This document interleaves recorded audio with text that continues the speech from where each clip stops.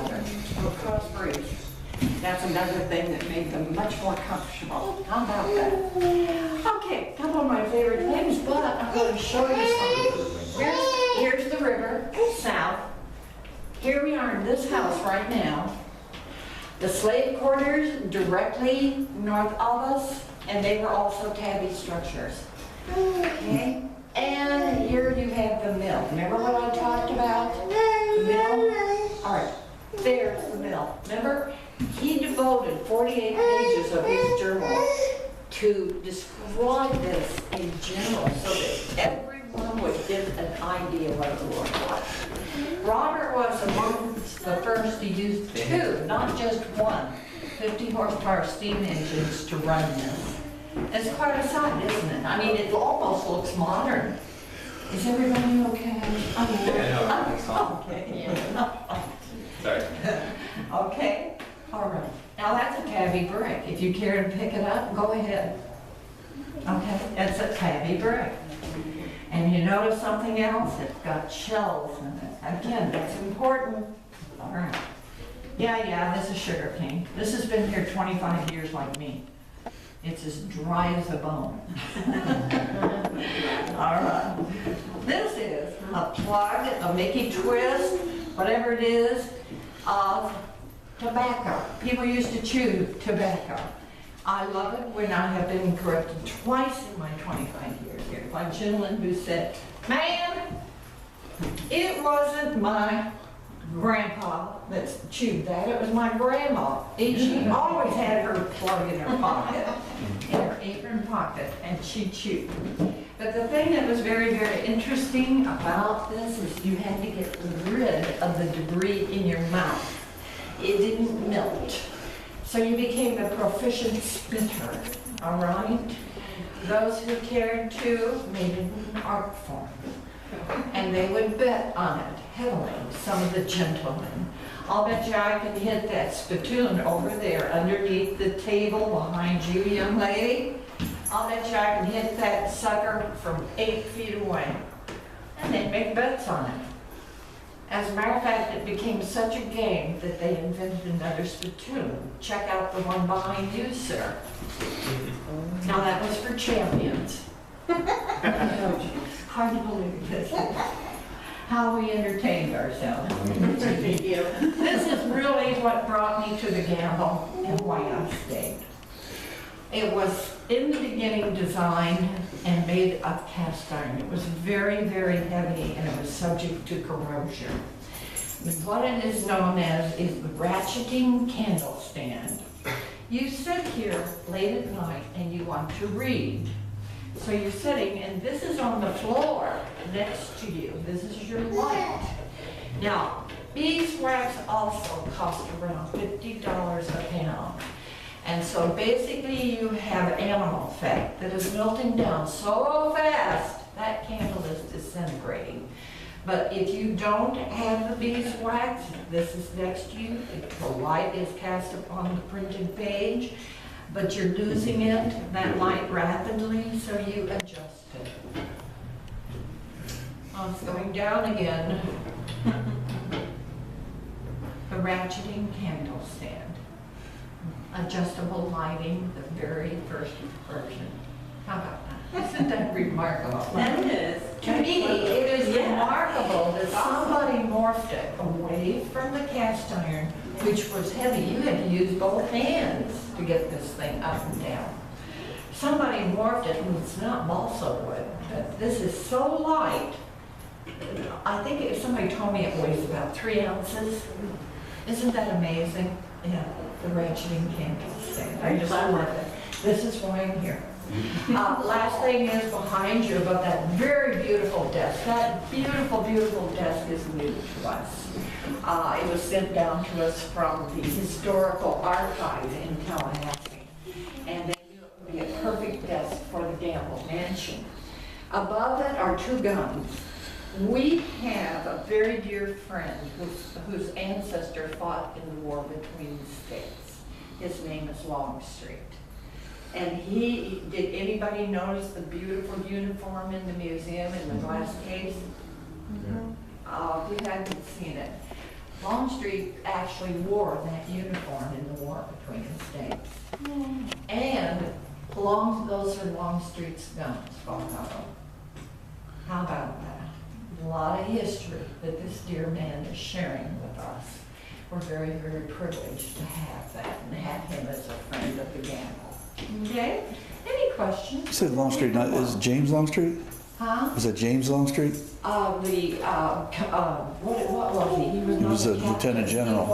Yeah, he was a big shot. He was like number 2 or 3 in the He had NBA. that famous mustache. Yep, yep. Wow. This desk here or table would have been a work table, is that why it's so high? You know where you saw this? Christmas Carol. Okay, Tim, yeah. Tiny Tim's dad, he worked at a table like this. All right. That's where you kind of remember it in the back of your mind. It's a desk. And it would be for somebody who's lowly. I mean, who would get that desk? Woo-hoo. It would more likely it would be your proctor. Your proctor is your business manager. He's your financial advisor. He does everything. He's your Mr. Know-it-all. And you paid him for all that knowledge. Okay? I have one more, if I may, please. You said the slave quarters were made out of tabby. Are they extant right now? There's nothing to look at. We do have some pictures of them. They're not available. They're completely gone. Everything's gone. Everything is all gone Wow. because they were actually down in the cemetery. It's not our land. Oh, I get you. That one we were talking about. Okay, okay. We're going to build because we have a picture, but we get money. Boy, is that hard to come by. When we get that enough money, we're gonna build it according to the photo that we have. I may as well share this with you now. We have a gentleman who is a professor of history and teaches at the university, Florida State, all right. He wrote a book, and the name of the book is Slaves of Florida, or it might be Florida Slaves. I don't remember. I'm getting Bless up you. there.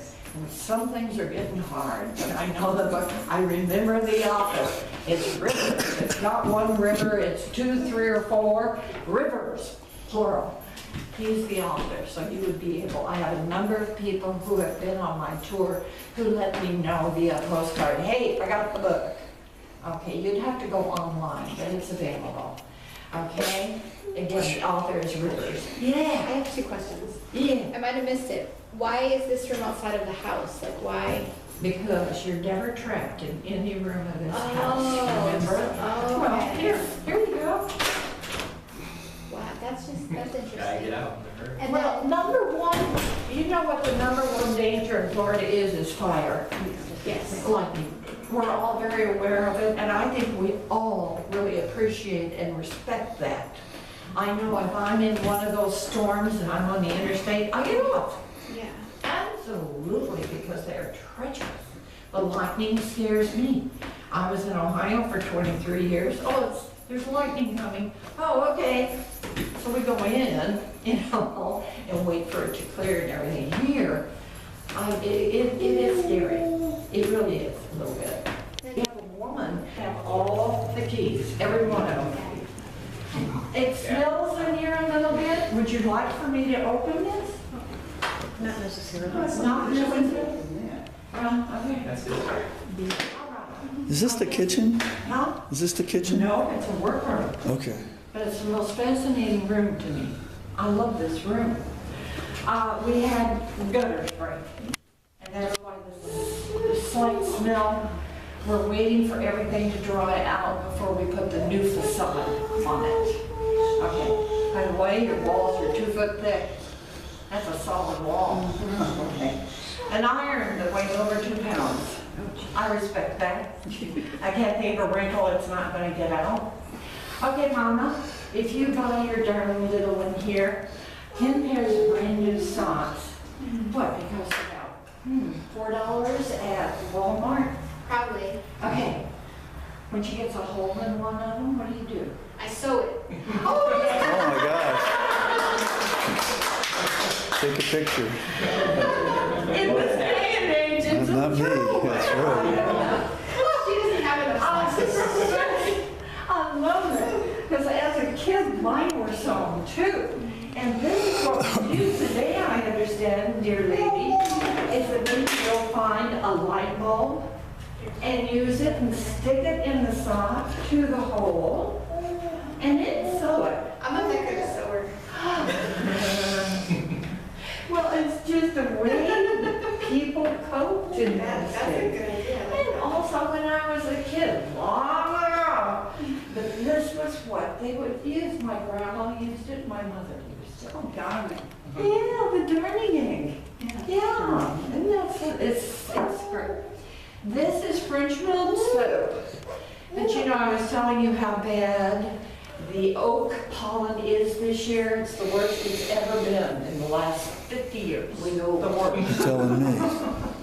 This gives you not, when this came here, it was a little off point. That's oak pollen that's turned it that ugly color. Really. This is a typical candle made this way. Dip it down into the tallow and then bring it up, dip it down again, bring it up, and you keep doing it and you keep doing it, and you get a candle that looks like that, okay? If you are loaded, if you have money, here's a sign of money. This is Rothenthal. Look at this. Yeah. That's a good idea. You just pour your tallow in here. When they're set, all you have to do is remove these and push them out. Okay? Now, this mint, boy, they're big money. What is this? Oh. Is this? Whoa! Big shot. Okay, let me tell you something. That bathtub cost $3. Okay, Robert potted bathtub probably looked like much like this one, $3. Now, in a typical household, and you will have a lot of children, that is your workforce. You're not out hiring people because you're so separated in those days. And everybody has their own families, 10, maybe 10 children. That's your workforce. Now, when you take a bath once in a while, it depends upon your personal agenda, okay, for bathing. And the first one into the water traditionally is the father, the provider, okay? He gets the nice, clean, sparkling water. After his bath, okay, Mom will ladle out about 6 to 8 pails of the dirty water and put it in 6 to 8, and it's time for the next person in the family. Traditionally, it's the oldest child. It might be only the oldest boys and going down this way, discriminate. It might not be, maybe it might be the daughter, who knows? Each family set their own ritual, but I can tell you more than likely, not 100%, but darn close. The last one in would be Mama going in with the baby.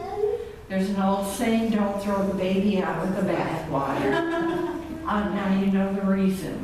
The water would be quite murky, I'm sure. This is one of my favorite things because I worked for 38 years and I worked basically most of the time in inventory control. I would do the studies and then I would make the blueprints from there. And I wasn't paid that much for it. You were raising, okay. Anyway, this is inventory control. And I'm going to demonstrate for you how. You predetermine I'm making 2 blankets, 1 sweater, I need 150 skeins of yarn. I don't really know what it is. I don't weave or yarn or knit. Anyway, this is going to measure a skein of yarn. She's going to tie the new yarn coming from the spinning wheel. She is going to tie it onto probably this peg here, because this is where the handle is. And she's going to turn it clockwise, 1 full round. At the end of it, you're going to hear a click or a clack, and that is a device in here that is measuring the the yarn. One full revolution is when you will hear that click, sometimes a clack, okay? And it is a wooden, kind of a rectangular device that is falling down to the bottom. It's tension building. Okay. You keep turning this thing clockwise. On the 40th revolution around, you have a skein of yarn, and it's a perfect measurement skein of yarn. And then all of a sudden, you will hear the release of the thing that has been measuring your yarn. Okay, it goes back up into place, and it does it with a loud pop. This is a weasel. Pop goes the weasel. Did you ever wonder where that came from? It came from there. So what she's going to do more than likely is cut it off at that point and wind it up and put it there. And she'll say, okay, I needed 150, I've got 89. Inventory control. Usually you were in, but it's bigger. 50 yards north of here, there was an all-brick building. That's where the giant spit was. Like a barbecue spit, that's where you're going to put the boar or the deer or whatever it is and roast it by turning that giant spit and cooking it. It was all brick. It's gone. We'd love to build a copy of it someday. Okay, this is called the warming kitchen because you didn't do that high intense heat cooking in here like you did at the cook kitchen. Okay. This is for grinding the coffee beans after you have roasted the coffee beans, okay? And this is a spider pan. I don't know if any of you have ever heard of a spider pan, but look at the pedestals. That is for leveling it on the coal so it doesn't wobble, okay? If you got a wobbling pan, you could lose the contents. This stabilized it on top of the burning coals. That's where it was for. This is really in use today. This spider pan, this cross, okay? There was a 16, 14, 12, 10, 8, and 6. Okay. You put heat below, hot coal, and then on the recessed lid. Then you got a Dutch oven. And the one thing about this is you can stack them in a tier, T-I-E-R. And what's wonderful about that is you can cook more food simultaneously. Now this is why the young boy who came through that door and took one look at this yelled at me, "How'd you get one of our pans?" I'm very, very, very pleased that this scoutmaster was with him. And he says, now, Jason. So he explained, "Man, we're my young friend here, he's a Boy Scout. And when we go on cookouts for a couple of days, these are what we cook food in." And to be able to put this thing back together again and to find the experts who knew about tabby. All right, that's the hard part. Do you remember I told you about shells being very, very bad? You should not put shells, and particularly in Florida.